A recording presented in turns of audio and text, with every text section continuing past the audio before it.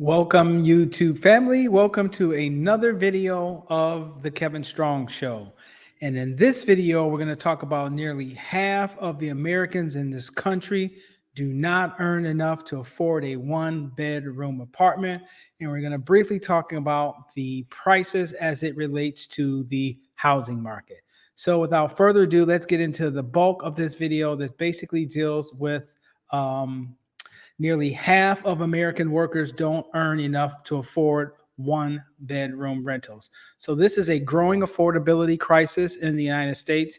I've been talking about this for several years. I think this is the most dangerous component with inflation that's basically going to do away with the middle class as we once knew it. So starting here with the data, let's look at this article right here where it clearly states rents in the United States continue to increase through the health crisis. And a worker now needs to earn about $20.40 an hour to afford a modest one-bedroom rental. The median wage in the United States is about $21 an hour. So there's 2,080 hours in a year when you are basing that off a 40-hour work week. That comes out to 2,080 hours. So that's roughly an annual income of about $41,000. Rent is getting to the point where it's not affordable. People are getting squeezed not only from inflation, okay, but the rising cost of rent, which is the bulk of what this video is about. I'm going to go down to this heat map here, and this is a very telling visual of the crisis that we face in the United States when it comes to affordability as it applies to shelter. Look at this article right here. Percentage of income the average renter needs to spend on a two-bedroom rental. So this is kind of a heat map, if you will, of the United States. And they have this color coded, as you can see here. This teal color means it's something that's affordable. That's most people with that average hourly rate of $20.40, which comes out to about $41,000 a year, can find some type of affordable housing.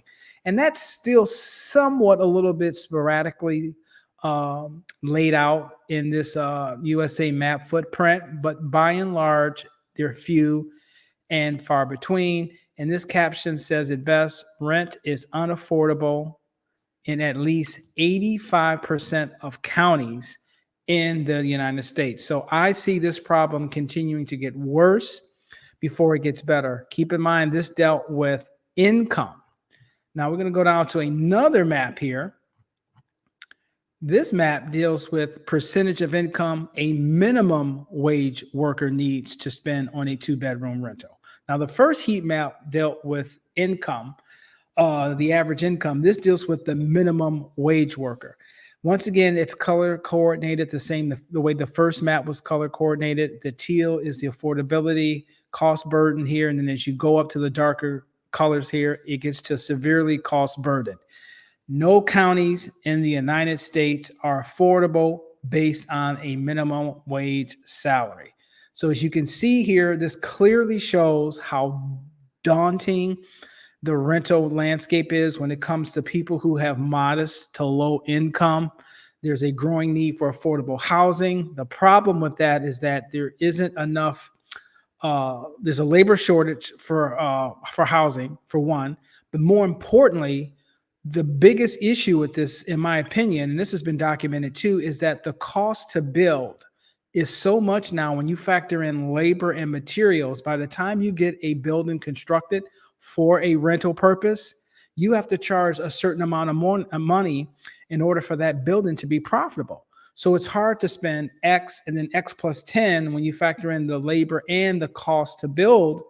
And then when you get to the point where you have to price that to the point where it's affordable for the person who owns that home to make a profit, let alone just break even, that median price for that rent, either in an apartment or a home, clearly exceeds what the average wage is. Because as you know, wages also are not keeping up with inflation.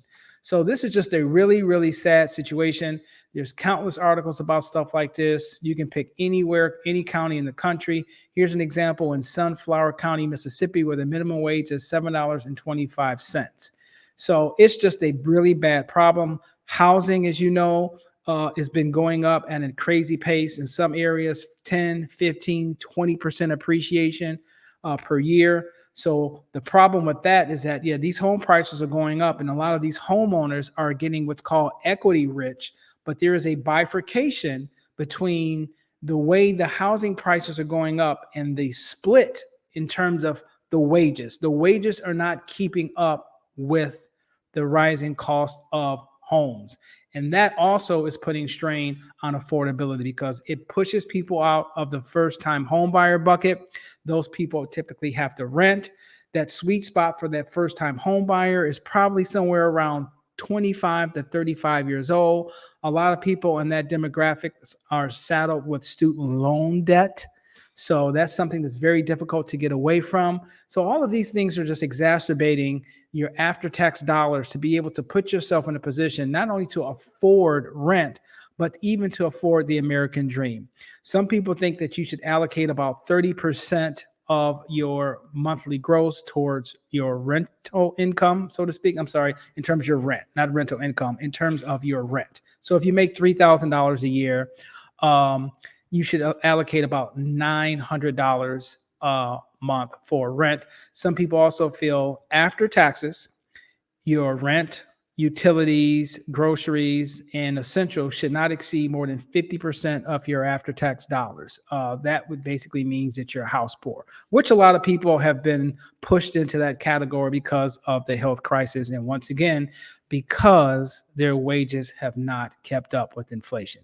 As you can see down here, change in rent from February of 2020 to June of 2021, which is approximately about 17, 18 months. I'm not going to go through all of these different states, but as you can see here, the majority of these states have seen an increase in rent from February to June. Stockton, California here. Look at that. That's about over $300 bump. I'm in the Seattle, Washington area. That wasn't too much of a bump, but trust me, these numbers do not reflect what it takes to live in a nice area in the greater Seattle area. If you're talking about a 2-bedroom apartment in the greater Seattle area in a very nice neighborhood or upper middle class neighborhood, you're talking about over $3,000 a month easily. So as you can see here, most of these arrows are pointing to the right, which means there's been an increase. This, once again, is an indication that we're in a affordability type of situation. So if you've been with me this far, I've got 2 bonuses for you. Go to creditrentboost.com, and in that on that website, that's a website that will report your rental history to your credit report or to the major credit bureaus, which will actually improve your credit score. The major credit bureaus are TransUnion, Equifax, and Experian. So creditrentboost.com.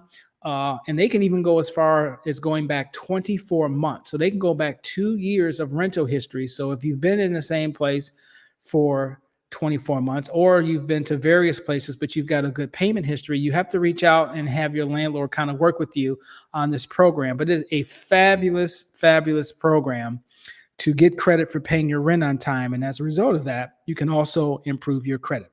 The second tip I wanted to give you for hanging with me this long is something called Rent Cafe, CAFE, rentcafe.com.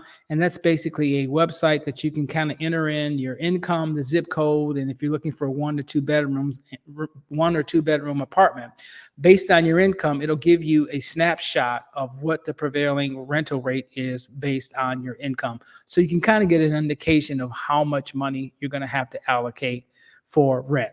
This was more of a quick video. I wanted to get this information out. I hope you enjoyed this. Please comment and share and subscribe because I care, and I hope you do too. I hope you enjoyed this video, and I'll see you in the next one. Once again, this was the Kevin Strong Show.